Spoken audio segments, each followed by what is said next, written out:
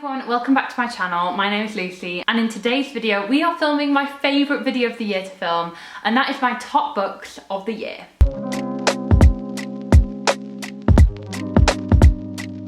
So I'm sitting here in front of my Christmas tree and I want to talk to you about the 10 books that have made 2020 for me. So these aren't necessarily only books that have been released in 2020, these are books I have just read in 2020. So there might be some older books in here, and it was super hard to pick this year because I feel like the past few years I've done this video, let's just say it was a kind of smaller selection because my reading this year has picked up so much. I think, you know, being at home all the time, a small thing called a pandemic going on, you know, it's given me a lot of time to read, and I'm really thankful for that because, like, I have just rediscovered reading this year. I've rediscovered my passion for it and also like the speed of reading because I really struggle to read books quickly, and I just feel like this year I'm able to really just hone in on whatever book I'm reading and kind of read them a lot quicker than I usually would. So my reading this year has definitely been great, but I will be talking about that slightly in an upcoming video where I talk about how my reading has been in 2020 and also planning my goals for 2021. So stay tuned for that video. Do make sure you're subscribed to this channel by hitting that subscribe button and the notification bell, and that way you will never miss when a video goes live. So should we just crack on?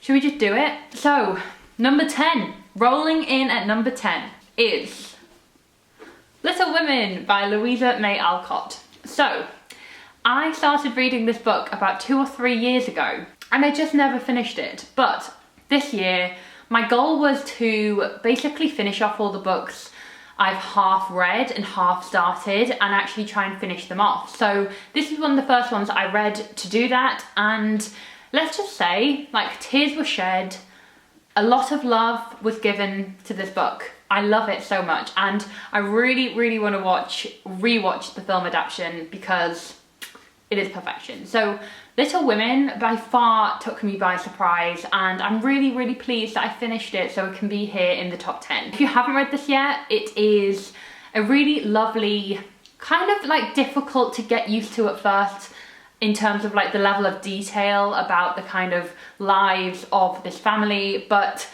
I think once you're in there, then you're really like hooked in, and I just adored this book. So this is number 10, my 10th favourite book of the year. So number 9 was actually a book I read on my Kindle. So if you're new to this channel, you might not know, I'm a big Regency romance fan. I love a romance, but in particular a historical or a Regency romance are just chef's kiss to me.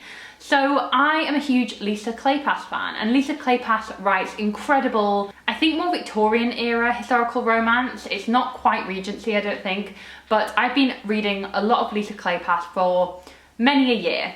But there was always one series that I hadn't read, and that was the Hathaway series. And the third book in the series is coming in at number 9, and that is called Tempt Me at Twilight. So what Lisa Kleypas does best is basically she takes a family or a group of friends and basically goes through the kind of Regency romance tradition of giving them a romance and a love story in each book of the series. So the Hathaways series is about a family called the Hathaways who are basically at the start of the series very down on their luck.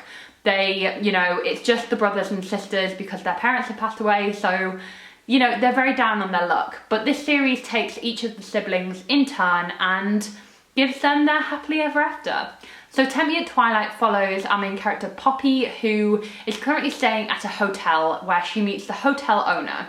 And they have to get married because, this is one of my favourite tropes, but they have to get married because they are basically seen in a very kind of, you know, controversial situation. So they are embracing and they are spotted, and to basically protect Poppy's reputation, they have to marry because they've been seen to be compromised.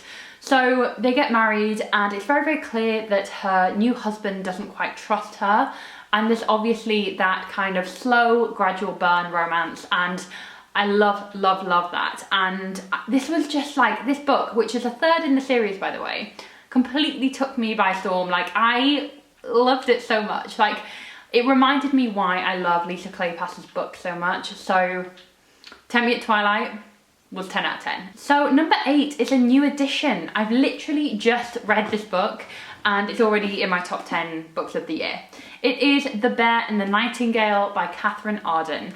So if you want to see a reading vlog of me reading this book, I will leave a card somewhere, but basically I had a very cozy festive reading day and decided to read this book. And The Bear and the Nightingale is inspired by Russian folklore and it's set in northern Russia, basically around this family, and our main character Vasya has this kind of gift where she can kind of see demons. But this book was just completely magical. You really have a magical realism element to this.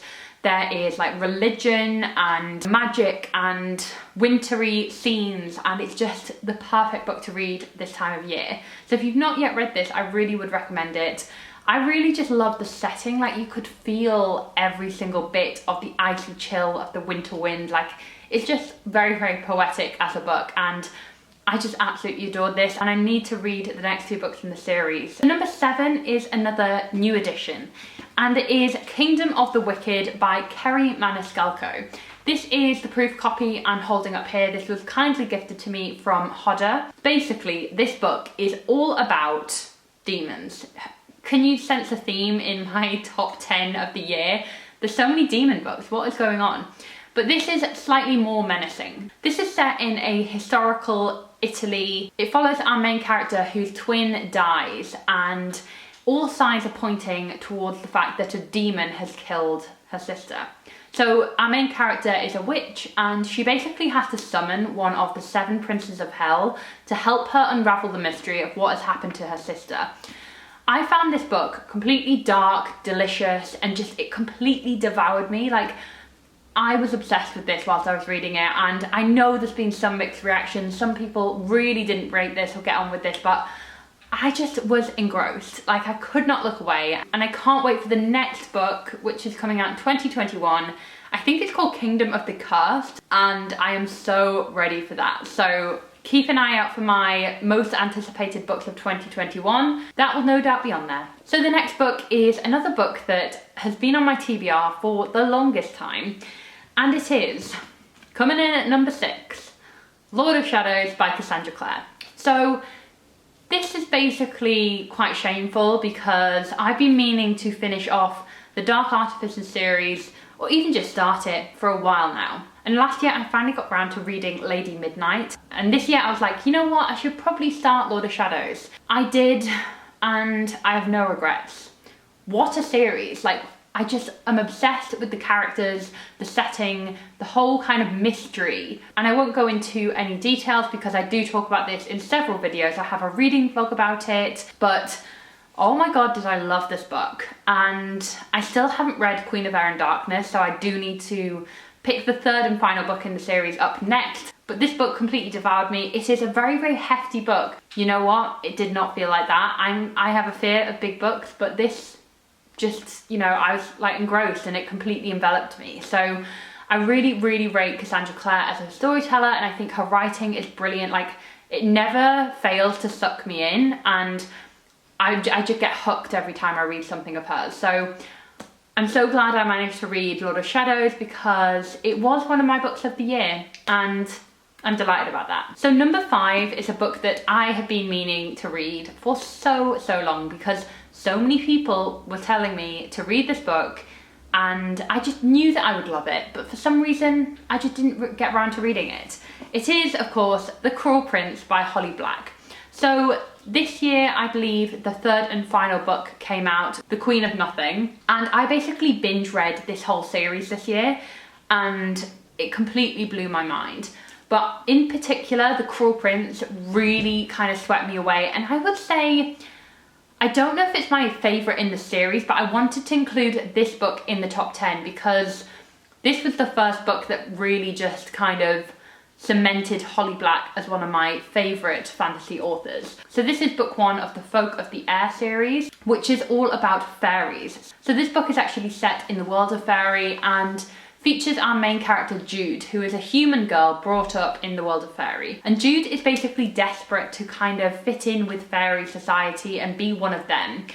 And it is just kind of a magical, dark, very kind of like mysterious series, and I just love everything about Jude, and also Cardan, who just amazing. I have no words. I have no words. But I just adored this series, and I'm so glad I managed to read it, because for so long people were telling me to read this book and I finally did. So this is number 5, and I'm delighted to say it's one of my books of the year. Okay, so now we are in the top 4, and coming in at number 4, I wanted to put this higher, but then a few other books stuck in there and robbed it of the top spaces. But basically, coming in at number 4 is Circe by Madeline Miller. This was one of the very first books I read at the start of the year, and it just blew me away. Like, I read The Song of Achilles last year. I knew that Madeline Miller could really write,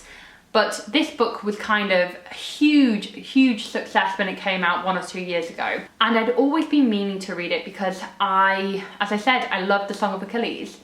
And the thing about Circe is that it is a kind of myth that I didn't really know much about. Obviously, Circe is the daughter of Helios, and I basically didn't really know much more about her beyond that in Greek myth.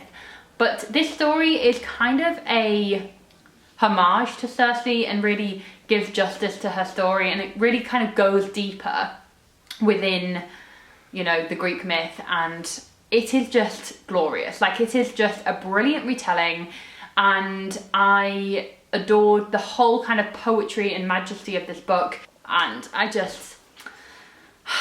I need another book from her. When are we getting another Madeline Miller book? Okay, so coming up at number 3, we're in the top 3.